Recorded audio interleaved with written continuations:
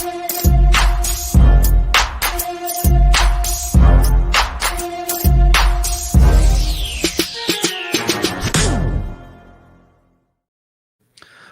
is up, everybody? Welcome to the Divisional Round DFS MVP. I'm your host, TJ Hernandez, the director of DFS at 4for4.com with a very special guest, Matt Savoca. Matt, what's up, buddy? Hey, I'm thrilled to be back. Almost 2 years exactly since I was last with you on the DFS MVP. Absolutely thrilled to be here. An exciting 4-game slate.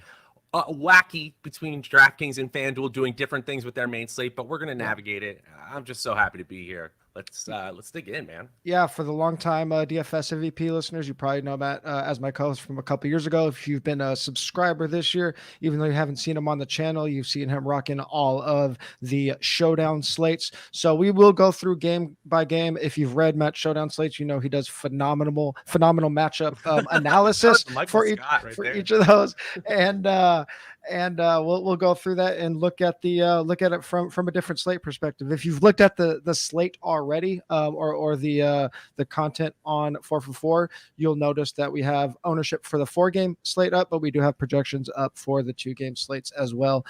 Before we jump into it, just want to remind everybody that if you haven't signed up for the 4for4 subscription yet, it's only $6.99 for the rest of the season. We still have multiple slates this week, including Showdown. We're growing through the Super Bowl, so still lots of slates yet. It's a really good time to just try out the 4for4 DFS subscription, give it a taste, and come back to it next season. So let's jump right into it, Matt. First game of the week is the Texans at the Ravens. Texans underdogs by 9.5 points with a 17-point total. Ravens with the 26.5-point total themselves. The game total is 43.5. It's a Texans defense that has been a big pass funnel, especially if we look at something like AFPA, schedule just fantasy points allowed. They tighten it up a little bit, but still very vulnerable through the air. Ravens, one of the best defenses, if not the best defense in the league, the best defense by AFPA against running backs. So interesting matchup here because, I mean, the Ravens aren't necessarily just going to air it out to take advantage of that Texans run funnel or pass funnel. So let's start on the Texans side and see what you see, let's start on the Ravens side, actually, and see what you see out of this offense. Lamar obviously going to run a ton. Mark Andrews not going to be playing, so opens up some question marks for the passing game. Yeah, so honestly, with the Ravens this year, I think I like this version of the Ravens offense better than that 2019 version where Lamar won MVP, may win this year as well. And they just kind of ran crazy over the AFC because they're extremely tough to scheme for. You know, when Andrews comes back, they're just going to be that much tougher as well. They have maybe not elite weapons on the outside, but capable weapons. Yeah. And they have a quality rushing game that they've built out with Gus Edwards and Justice Hill as sort of like a hybrid and pass game option. And obviously you have Lamar being Lamar. So at this point, I do think that this team in general can kind of do whatever they want. I was really impressed with their ability to score. You know, obviously when a team scores 50 points on a playoff team, you're going to be impressed. But in the true drive success rate metric that I look at, the ability for a quarterback to turn a drive into a touchdown, there were 2 clear winners in that metric this year, Dak Prescott and Lamar Jackson. And honestly, if you look at the stats from week 13 on, Lamar Jackson's number 1 in that stat, number 3 in EPA per game, just playing as well as you can play right now. I think they do whatever the matchup tells them to do. And on paper, that looks like passing on this team. Yeah, and we'll get into the specific plays in a minute. But before we do that, let's talk about how the Texans match up against this really good Ravens defense. As I mentioned, the Texans' 17-point total is the lowest on the slate. People are obviously going to be very excited by Houston's performance last week. Obviously, the big discussion last week was C.J. Stroud's PFF grade versus Jordan Love's. I mean, he did run very good on some plays that he didn't necessarily make, anything spectacular. He played good, but a lot of it, run after the catch, that long Brevin Jordan play. So I don't know how much people are going to wait that game versus this very good Ravens defense. It doesn't look like they're going to weight it too heavy, but what can we expect out of this Texans offense? honestly, I was a little surprised when I started digging into the advanced metrics with CJ Stroud, and hats off to him. I mean, I think he had his highest yards per attempt all season, or his second best in that game against the Browns. Like he played well, but like you said, he ran a little hot. In that same true drive success rate metric I was talking about, Jackson topping the league at, CJ Stroud's actually slightly below average. And even if you just zoom in to week 13 on, when you would expect a younger player and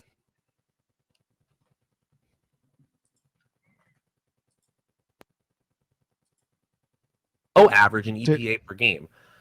These are the kinds of metrics I was looking at when I was kind of telling our subscribers in the 4for4 Discord that this is the way that Joe Flacco turns into a pumpkin against Houston. I'm not saying it's going to happen. We know that the best way for Houston to overcome their low point total is for Stroud to outplay his expectations. But when I see advanced metrics like this, I see someone who probably ran hot, ran a little lucky. I'm not saying he's bad at all. I'm just saying he's probably running into a buzzsaw. Yeah, I mean, when we look at it, everything you said kind of matches up with what we have for the value scores across the board, whether you're looking at the 2-game or the 4-game slate. There just aren't a lot of players from either side popping as top values on this slate, especially on the 4-gamer. Devin Singletary and Isaiah Likely look like very popular paydown options, with Mark Andrews likely to be out. Devin Singletary is just going to get a ton of work relative to his price tag, but given the Ravens' rush defense and them playing as big underdogs, it is a tough pill to swallow, even though he is very cheap. Lamar is the top quarterback value on FanDuel. It's a little easier to pay up for quarterback over there, and he has a significant discount against Josh Allen. And then the Ravens DST is going to stand out quite a bit there. So are there any of those value plays that stand out to you? Like Lamar and Likely, they're fine to me. The one that like looks to me is like a Devin Singletary fade probably isn't going to kill you. I agree with that. I think we want to make sure, even if the value score isn't phenomenal for Jackson, we can't rule out the fact that he could just completely destroy the slate. He absolutely could. And, obviously you're going to have to pay up in salary for him, but the most expected fantasy points by nearly 5 expected fantasy points over their last 3 games of any player on the slate. And I'm not sure I'm so down with Devin Singletary as well. Like, you're running into one of the best defensive lines as well. I recognize that Singletary running well, I guess, is or better than expected, is one of the best ways this team pulls off an upset.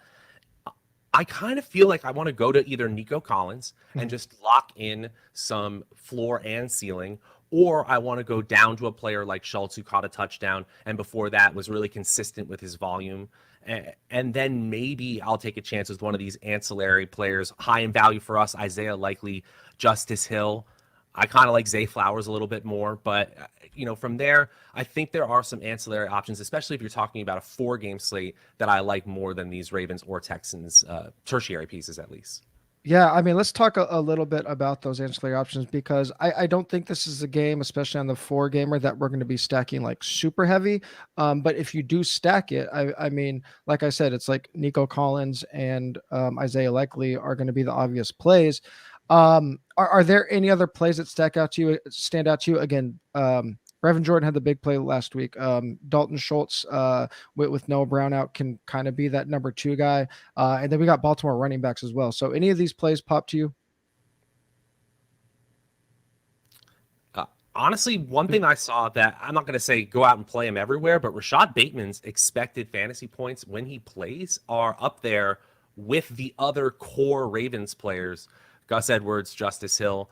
Don't rule out Gus Edwards, even though the Texans against the run significantly better in DVOA than against the pass. If the Ravens get to the goal line, they're giving it to one guy. No one ran hotter really at the goal line as a running back this year. And so I do kind of like Gus Edwards just as a hammer option if the Ravens control this game start to finish. From there, as we said, as a group, I don't really love this unless you're, kind of playing this game overshooting expectations.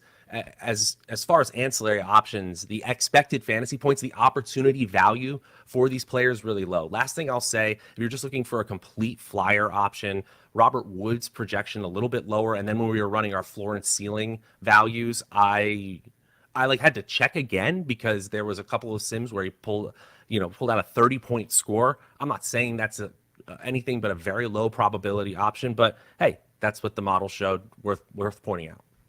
Yeah, as we'll talk about throughout this podcast, as we kind of look at ownership. If you've looked at ownership on this site already, ownership is pretty for a 4-game slate. It's pretty flat, which means on weeks like this, we don't often like necessarily need like a 10% or even sub 10% play to separate from the field. But with the ownership being pretty flat, like one or two of those guys might sneak in there. So like if a Gus Edwards scores 2 touchdowns, those are the type of low owned plays that we can be looking at. Again, not a game I'm going to be I don't think I'm going to be stacking super heavy, but if we look at the four game slate on the 4-gamer, like this is probably the one that gets the least cumulative ownership from the passing games. Again, Lamar and Isaiah likely will be owned, especially on FanDuel. I think Schultz is very interesting just because a lot of people are going to be leaning on Kittle, Kelsey. High salary tight end is going to be a very popular build this week. So if you are playing, Schultz is a 1 tight end build, that will be somewhat contrarian.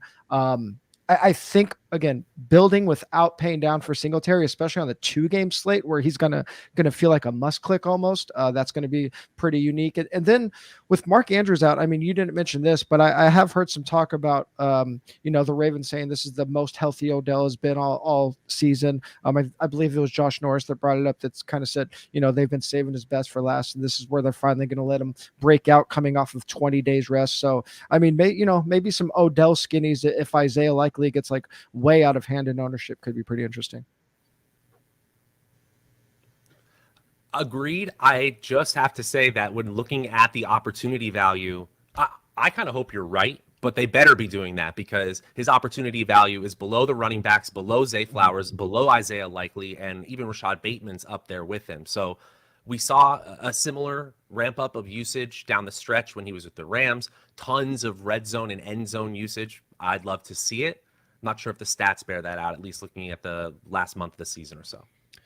The second game on the Sunday slate, quite opposite, at least in terms of player opportunity and player usage. And the early game just kind of feels like we're going to be, kind of hoping for some of these ancillary guys where Packers and Niners, they give us a lot of options. Packers, it's like a ton of guys that kind of eating into each other's usage, very hard to project. 49ers have, 4 guys that we tend to project very highly because our offense has been so efficient all year. In San Francisco, Packers 9.5-point favorites with a 20.5 total. Niners with a 30-point total. The highest on the slate in the game is at 50.5. So let's start with the Green Bay side because they've been obviously on fire. Jordan Love at or near the top in basically every efficiency metric down the stretch, including going into last week. So how does this Packers offense match up against 49ers defense this week? I kind of think it's a little similar, at least on paper, to how CJ Stroud and company could pull off an upset. And I think if you're looking at, slight paths for these underdogs to pull off an upset, I think Jordan Love may actually have a better chance here. One, it's hard to project the Green Bay Packers from a touch distribution standpoint, especially in the passing game, but that also makes them really hard to scheme for. They've had multiple players, I think 4 different wide receivers lead the team in receiving multiple times. They have a player who didn't even play really at all until week 16 in Bo Melton, who has also led the team in receiving at least in 1 game. And so I think when you have a San Francisco defense that, of course, on paper looks really strong, both against the run and the pass, but that has also given up 29 points to Arizona, 33 in the loss to the Ravens. They showed some vulnerability. If Jordan Love is able to play the game he was able to play against Dallas again, of course they have a chance. Look, Vegas isn't saying that's going to happen. And ultimately, I think looking back at that game in the wild card round, Dallas looked silly against Green Bay because they brought the house, they brought the blitz, and the rush didn't get home. If ultimately the rush gets home, I think things look very, very different for this Green Bay team.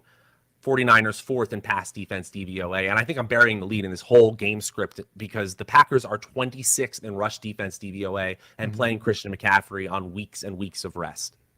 Yeah, let's talk about that 49er side because I think McCaffrey, especially on DK, where he's priced a little more affordably, probably the highest owned player on the slate. He's our top value across all positions on both sites.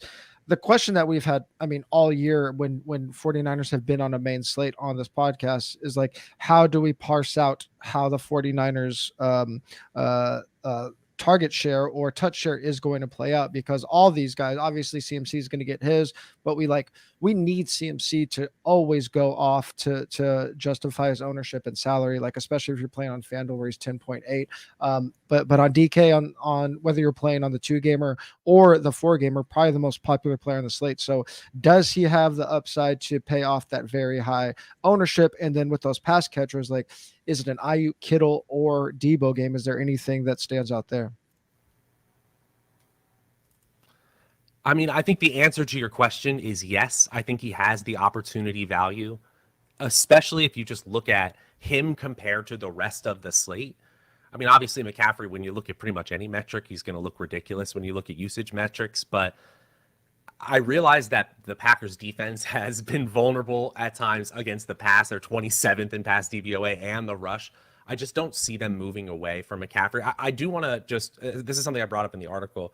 If there is one tangential sort of game script that we need to factor in, I don't really think it's happening, and they certainly haven't seemed that way in the media or anything. But if McCaffrey's calf is still a little bit banged up and he's not 100%, sort of like that game, that playoff game where Derrick Henry came back with a broken foot, we will expect Kyle Shanahan to move on to Aiyuk, Debo, and Kittle extremely fast because he has multiple ways to beat this team. Sure. That said, I still think the way that the value metrics look, McCaffrey is the pay up option of the Saturday slate and of the 4-game slate. Mm-hmm. I'm going to be there at least with the field. And, I'm going to take my losses if it doesn't work. Yeah. You need 30 points to feel good about him, and I think he can get there. Yeah, one thing that's interesting about this game is we do see some disparagement between the sites in terms of value and ownership. And like I said, CMC being so expensive on FanDuel, it's going to push them down a little bit there. So you're just going to have to wait how much you can afford to take on that 10.8 salary and hopefully him blow up. Versus his relatively low ownership for such a small slate. Again, that's the 4-gamer. On the 2-gamer, I think he'll be used a ton. On DK, again, way more palatable, might approach 50% there. So he is our top value on DK. Purdy is actually the top DraftKings quarterback.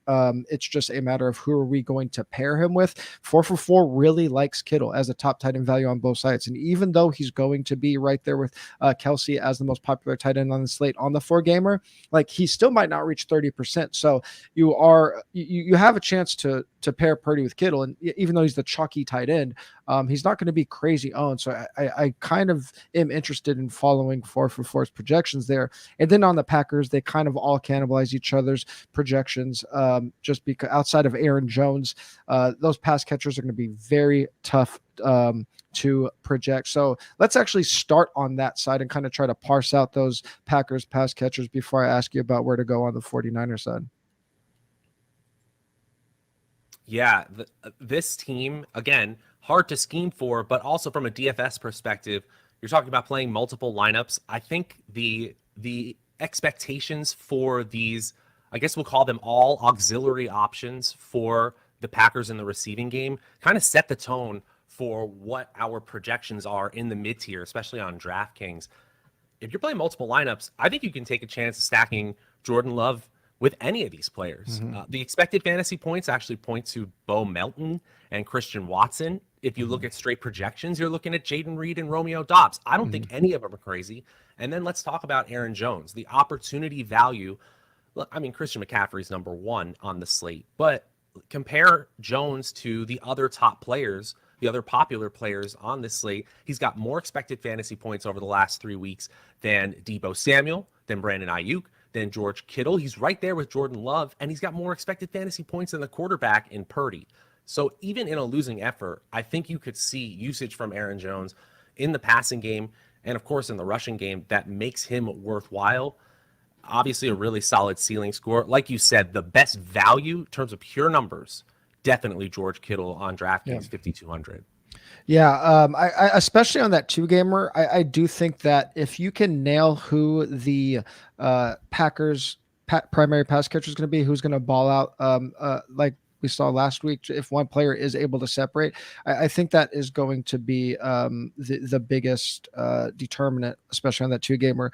I can see with Christian Watson it being his second game back that maybe he overtakes some routes from Dontavian Wicks, where Watson and Melton were kind of splitting last week, and then Tucker Kraft and Luke Musgrave. I mean, they're basically coin flips. You mentioned Kittle being our best value for the 49ers, and I think he probably is my favorite player to stack with Purdy. I really like Purdy, CMC, Kittle stacks. I will say that Debo is projecting to be the lowest owned 49ers, their core players, and maybe the lowest owned high salary wide receiver. There's kind of a there's kind of a logjam and low ownership between him, Mike Evans, and Stephon Diggs. So it's going to be interesting to try to figure out who gets steamed and who gets squeezed there. And then I'm just kind of curious to see how much the public overweights Aaron Jones' big game last week, because I could see Aaron Jones coming out here and putting up a stinker, you know? Oh yeah, the path to success is actually pretty slim here. On paper, it's just a bad matchup. And this is where it's really interesting when you add the salary factor and just for the psychology of DFS players, because as you mentioned, we're seeing situations where Deebo Samuel's going to get lower ownership, and yet he's projected higher than George Kittle, significantly higher, and he's got more opportunity value in terms of expected fantasy points per game. Just in a vacuum, ignoring salary, he's a better play. But because of the salary decisions people have to make, we're kind of not, we might not be remembering that, or kind of not seeing the forest for the trees there. For sure. Deebo Samuel has the best projection of anyone on the slate other than the quarterbacks and Christian McCaffrey. Yeah, absolutely. Before we move on to that one game slate, I should say. Yeah. Before we move on to the Sunday games, I do want to remind everybody about Prize Picks. Prize Picks is daily fantasy sports made easy. Go to prizepicks.com/DFSMVP and use the code DFSMVP for a first deposit match up to $100. And for this divisional round, we have a 3-player pick'em that if you follow us, you can 5x your money with this 3-player pick'em, starting with Baker Mayfield, as we'll get into shortly. This is an expected shootout with 2 pass funnel teams. Baker Mayfield's projection is for 35.5 pass tips. We like him for more than 35.5 pass tips. And staying in that game, David Montgomery is projected for 13.5 rush attempts. This is going to be a spot that's going to be very tough to run against a very good Tampa Bay rush defense, and in a spot where we're going to talk about how much we like Jahmyr Gibbs. So we actually like David Montgomery for less than 13.5 rush attempts, even though he had 15 touches last week. And then going back to that Green Bay Packer games that we just discussed, we mentioned how tough it is going to be to parse out how the Packers pass catchers are going to play out.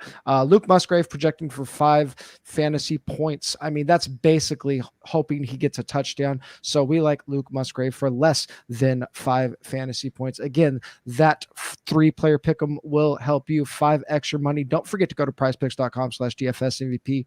Use the code DFSMVP for a first deposit match up to $100. Prize Picks is daily fantasy sports made easy. Let's jump into these Sunday games, starting with the early slate. Buccaneers 6.5-point favorites with a 21-point total in a game with a total at 49. Lions at 6.5-point favorites with a 27.5-point total. As I mentioned, 2 of the biggest pass funnels in the league. I think it's going to be a really popular spot to stack the passing games. Even on the 4-gamer, this is the game that could dominate the stacks. So kind of run through, starting with the Buccaneers side, how you think this thing can play out. Yeah, I think if people are steaming this game up because it could shoot out, they're right. And, is it possible that Green Bay, San Francisco ends up being the higher total game? Yeah, but like you said, both of these teams kind of play towards the pass, and both have shown recently that they're extremely comfortable. If their defenses just aren't showing up, they'll just outscore you. And that was something that you couldn't say about the Tampa Bay Buccaneers midway through the year. They've been much hotter down the stretch. They pass more than the average NFL team, playing at basically a typical pace. But we've seen the advanced metrics get a little bit better for Baker Mayfield. Not incredibly better. He kind of always takes those aggressive chances that lowers his stats like EPA and stuff like that. But at this point, I do think they're capable of putting a 30 spot on a Detroit secondary that by some metrics is bottom 3, certainly bottom in the NFC. Letting Puka Nacua just run all over him. Tutu Atwell ripping the ball away from their secondary. I digress. Still, we're looking at a team in the Tampa Bay Buccaneers who probably have to get a ton from Rachaad White in order to pull off a win. And he is their highest projected player. They've moved away from being that pass-only team they were with Brady. Evans and Godwin could still clearly get theirs, but we like Jahmyr Gibbs straight up in terms of projection. Amon-Ra St. Brown on the Lions side better. So it really comes down to Rachaad White. Can he pay off? And can he live up to that opportunity value? He has more expected fantasy points than Baker, than Evans, than Godwin, than any other player except for the top 2 skilled players on the Detroit side. And on that Detroit side, let's talk a little bit how that could play out, because again, it's a team that can, they can really tear it up through the air, and this is a team that the Buccaneers, that's exactly how you've been attacking them. I think one of the most interesting things is obviously how the running back split is going to play out. We've seen, again, Dave Montgomery actually had the most touches last week. And then with Khalif Raymond out this week, it's going to be interesting who has the most targets behind Amon-Ra St. Brown, because Laporta still looked a little bit hobbled last week. So what do you expect from this Detroit offense this week? Well, this is one of the areas that I considered a personal blind spot that I've been trying to get much better at, where you have a player in David Montgomery who, in terms of median projection, he looks okay. But we know that his role, as you kind of talked about and alluded to earlier, is as a red zone hammer. I was looking at the game log for him. He has 1 game played where he doesn't have a red zone touch, and he has multiple red zone touches in every single game where he's had a red zone touch. And so when you're talking about a team who is implied for 27.5 points, you can play the player who gets multiple red zone touches per game, even if the matchups say, if you're looking at AFPA or something like that, or even DVOA, that Tampa is good against the run. A player like Montgomery at home, favored by a touchdown, is a solid process play. If you're looking at straight projection or just ceiling projections, Amon-Ra St. Brown, I think, has a chance to absolutely torch this Tampa Bay team. We saw Devonta Smith able to get free a ton in that wild card round, even with basically no other receivers to speak up showing up for Philadelphia. And then it kind of comes down to, how does this Detroit team use Jahmyr Gibbs? Because I think the best way to use him is in the short passing game. You're probably not getting a lot from him between the 20s against this Tampa Bay run defense. Last thing I'll say here, this Detroit team, in my opinion, the path to making them crumble is to put pressure on Jared Goff. And if you can get pressure in the interior like they were getting against Philadelphia, Goff becomes a completely different quarterback when he's pressured. He was number 4 in Player Profiler's accuracy rating with a clean pocket, outside the top 25 quarterbacks when he was pressured. So I think that's really the path to get him off balance, off their game.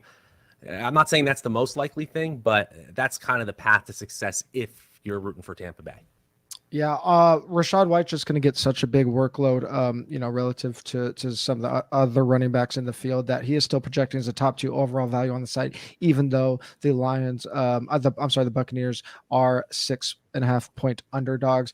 We're just never going to see the Lions running backs be like crazy values just in terms of 4-4 value score, because we're going to kind of project them in the middle. But Amon-Ra St. Brown's just going to get such a huge target share against this offense. He's projecting as our top wide receiver value on both sides. And then again, on DK, where saving at quarterback tends to be a little more helpful, Goff is a top 2 DK value, priced significantly below Lamar and Josh Allen.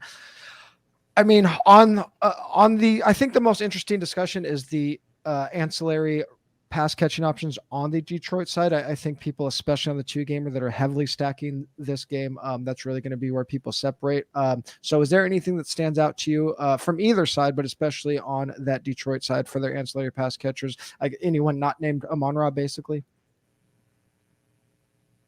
Yeah, right. Exactly. And I do think if we're going to talk about in the Houston-Baltimore game that group of ancillary players who don't appeal to us, then we got to talk about the flip side. This is the group of ancillary players that does appeal to us. Laporta, Obviously not 100% still. We're talking about a player at 13 expected DraftKings fantasy points per game over his last 3 healthy games. Jameson Williams starting to get more involved at 10 expected fantasy points per game. And then don't rule out Josh Reynolds either, who's at 9 expected fantasy points per game. That's right up there with the likes of Evans and Godwin in terms of opportunity value, right? That's their air yards, their targets, where they happened on the field, when they happened in the game.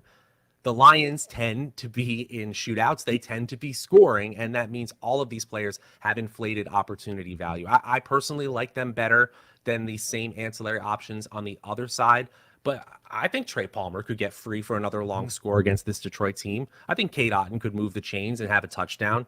I just think that if I'm comparing these ancillary options, hands down, the opportunity value is better for the Laportas, Jameson Williams, and Josh Reynolds than it is for the same people on the Tampa Bay side. Yeah, and I agree with that. Even though Josh Reynolds and Jameson Williams are going to see significantly more ownership than David Moore and Trey Palmer, I think just kind of picking one of those guys, especially on the 4-gamer, is the way to go. I mean, Jameson Williams is more going to be the quick strike guy, so maybe we like him more a little bit on FanDuel, where we saw Josh Reynolds get a nice target share last week where he could maybe get there easier on volume on DK. I think I'm probably saying David Moore and Trey Palmer for the 2-gamer. We did see David Moore actually out-target Trey Palmer last week, so they're interesting on a 2-game slate. If Laporta doesn't get steamed, especially being priced kind of close to Kelsey or Kittle, depending on what site you look on, him against all of his other pass catchers being relatively high owned, that's one of the biggest pivots for me of the week, especially if you are playing Jared Goff. And then Jahmyr Gibbs, I like him. Tampa Bay, blitz heavy. If the Detroit Lions want to counter that with short passes, especially with David Montgomery having a very tough rushing matchup. I mean, I think Jahmyr Gibbs just has massive upside. And then whether you want to stack Baker or you just want to game stack this game, I kind of already mentioned Debo, Mike Evans, Stephon Diggs. One or two of them is going to get squeezed, and one of them is going to get steamed. I hope it isn't Mike Evans. I have a feeling Mike Evans is one out of that group that gets steamed. But if we get Mike Evans at sub 20% on a 4-game slate, I mean, that's crazy against this defense. So it's going to be a very tough thing to figure out because we have them all project kind of close. But I mean, just the fact that we have Cade Otton projecting for more ownership than Mike Evans makes me want to be on Evans. I agree with that. I personally looked at that and I thought he's going to get steamed as people start to see him as a value. Yeah. But Godwin and Evans always go back and forth in who has the more valuable role in that offense. Right now, if you actually look at the last 3 weeks, it's Godwin. And that really surprised me because we saw a stretch there where he was getting like 11, 12 targets a game. That's come down to 6 or 7. But again, this is where a stat like expected fantasy points can really help us because the value of that opportunity has actually increased. Maybe that means he is a little bit more touchdown reliant, the thing we usually say about Mike Evans, but these things can switch on a dime, especially against a secondary that we saw, receivers on the outside just kind of tear things up as early as last week. Yeah, absolutely. Moving on to the final game of the week, Chiefs 2.5-point favorites on the road at the Bills. Chiefs with the 21.5-point total, Bills with the 24-point total, 45.5-point game total here. A game that, if we said at the beginning of the year this was going to be the final game of the divisional round, we're going to be like, oh, this is going to be a game with a 55-point total. Feels like a game that maybe comes in on the lower side, especially with some weather out there. Not going to be crazy weather, but obviously still very cold in Buffalo. The thing that can swing it to a possible shootout is just the fact that Buffalo might end up decimated on defense. We're going to really want to be paying close attention to those defensive injuries. Unfortunately, might not get them till, might be a lot of game time decisions. So it's going to be tough to figure out exactly how to build those lineups, especially for the 4-gamer. But what are you expecting from the Chiefs side against this likely decimated Bills D? Well, we got a little bit of clarity. I think it was like 2 hours ago. We're recording this Friday evening Eastern time, and Gabe Davis is going to be out. Taylor Rapp is going to be out on the Buffalo side in the secondary, and one of the cornerbacks for the Bills has already been ruled out. So I consider this, the decimation is probably on. And maybe I'm a chump here, but I still think there's going to be one of those quintessential Andy Reid, Patrick Mahomes games. And I realize we've been waiting all season for it, but I still think that there is an opportunity here for the Chiefs to kind of look like that Chiefs of old. And I was kind of comparing what these end of season efficiency metrics for Mahomes looked like compared to previous seasons. And of course, they're down. But in that true drive success rate metric I was talking about earlier, we're talking about down to the top 10. We're talking about above average in EPA per game, even with all the drops and turnovers. He ended up above average in completion percentage over expected. I just think that at a certain point, Mahomes breaks through. Now, on paper, I was looking at this, and I think this team goes as Pacheco goes. They should give Pacheco plenty of touches against the Buffalo defense that's much easier to run against than pass. Again, at least on paper, they're 18th in rush defense DVOA and 9th against the pass. And I also think that keeping the ball out of Josh Allen's hands is advantageous. So if you can string together these long back-breaking drives, that is probably the best way to do things. Let's see if Rashee Rice and Travis Kelce is enough. Can they find the soft spots in those zone defenses? If we're looking at just, the best plays on the slate, just pure projection, the best opportunity value is Isaiah Pacheco. Mm-hmm. And from there, I think it's actually pretty tough between Rice and Kelce. Yeah. Again, we're still kind of waiting on some, the injury news that we're waiting on the Bill side is their linebacker health. So, if they end up short linebackers too, I think that really benefits Kelce for sure. On the Bill side, I mean, it's obviously Josh Allen. James Cook just keeps trending towards a bigger and bigger workload. I think he had all but one backfield touch last week. Saw Stephon Diggs lead the team in targets last week, so that was nice, but still not that big ceiling game. We saw Dalton Kincaid getting involved quite a bit, and then Khalil Shakir looks like one of the most popular paydown options of the week. So what are we expecting from Buffalo at home against this KC defense? It's been pretty good for most of the year. Yeah, I don't really love Khalil Shakir as a popular option against one of the best secondaries left in the NFL. But I get it. Like, in terms of a per target basis, he's been very efficient. That has to do a lot with Josh Allen and the quality of the targets he is receiving. But he caught a touchdown last week. I'm not sure I want to play him in this matchup when he's popular. If we were still doing the breakout receiver model, which we've been doing all regular season at 4 for 4, I can guarantee you Stephon Diggs would be at the very top of the list at this point, because there is a massive disparity between the value in terms of air yards, target share, and what he's actually produced on the field. Talk about the possibility of a blow-up game. Yeah, the matchup is really tough on paper, but the opportunity is there. And if you said, hey, I'm going to base my 5-10 lineups that I play in specific tournaments on, this is the week that Stephon Diggs defies the odds and blows up, I'm not going to stop you at all. That makes all the sense in the world. What it looks like on paper, they need to have a big game from James Cook. Get the tight ends involved and just control this game on the ground. Kansas City is much easier to run against than pass against. They have one of the best secondaries and cornerback cores in the league. And that's why we're seeing the Vegas total that we kind of expected at the beginning of this season to be 55, much lower than it is. I do think that the Kansas City defense can be the reason they win. We all know that Josh Allen and company can take a win away from them anytime. And again, we're kind of burying the lead like we did with that Packers 49ers game. This team goes as Josh Allen goes. Mm-hmm. Yeah, absolutely. I mean, and Josh Allen, it's interesting because even though he has the highest ceiling on the slate, he's just not popping in any of our value scores, but that's obviously just because he's so expensive.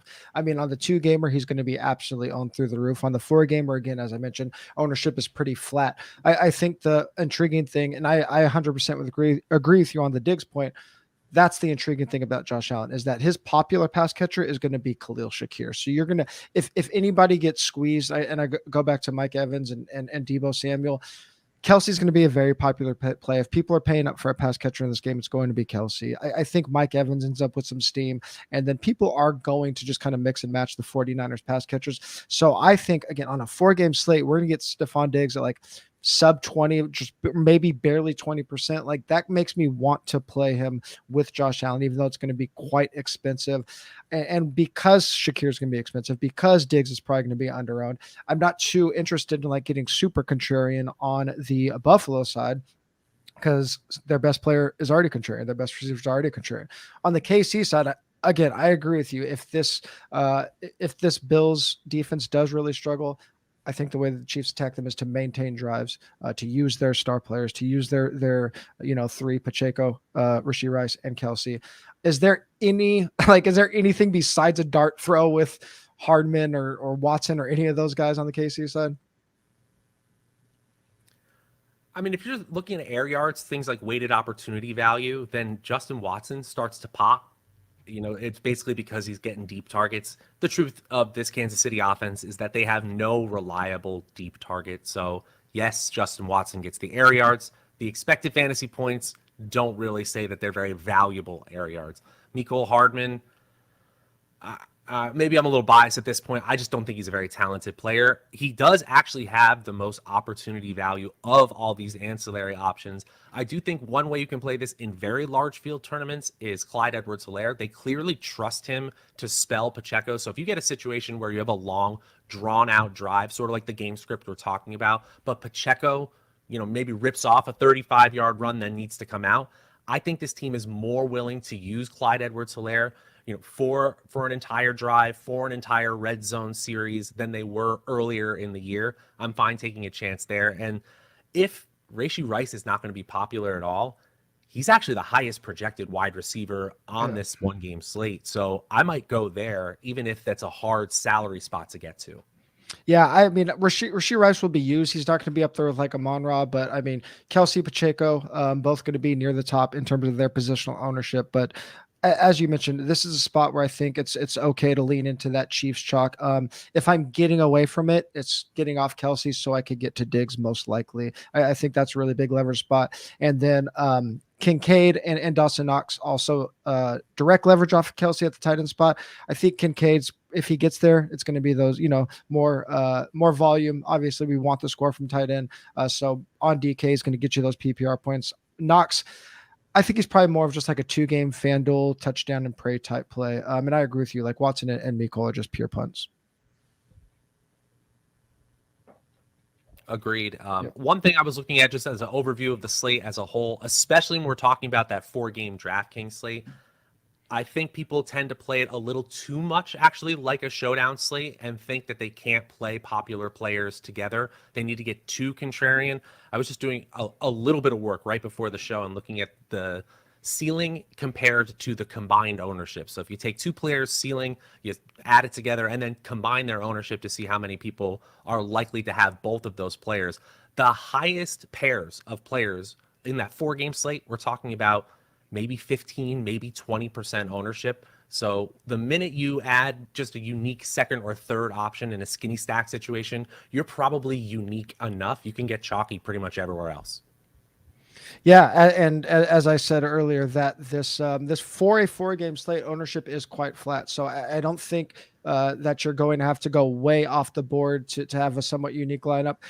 In the content, I lay out ways to get unique besides just player exposure things, just like untraditional matchups. I'm leaving some salary on the board. So go to the article to read those. Matt's showdown articles for tomorrow are already on the site. The Sunday slate showdown will be up tomorrow, and we will be in the Discord tomorrow morning and Sunday morning to keep you guys posted. If you're watching on YouTube, please subscribe to the channel and like this video. And if you're listening on your favorite podcast platform, giving us a 5-star rating and review is the easiest way to give back to the podcast. Check out the description for all the links. Again, sign up for 4 for 4 for just $6.99 right now. We go through Super Bowl. And if you want to follow us on X/Twitter, you can follow Matt at Draftaholic. 4 for 4 is at 4 for 4 football. I'm at TJ Hernandez. We'll talk to you guys next week.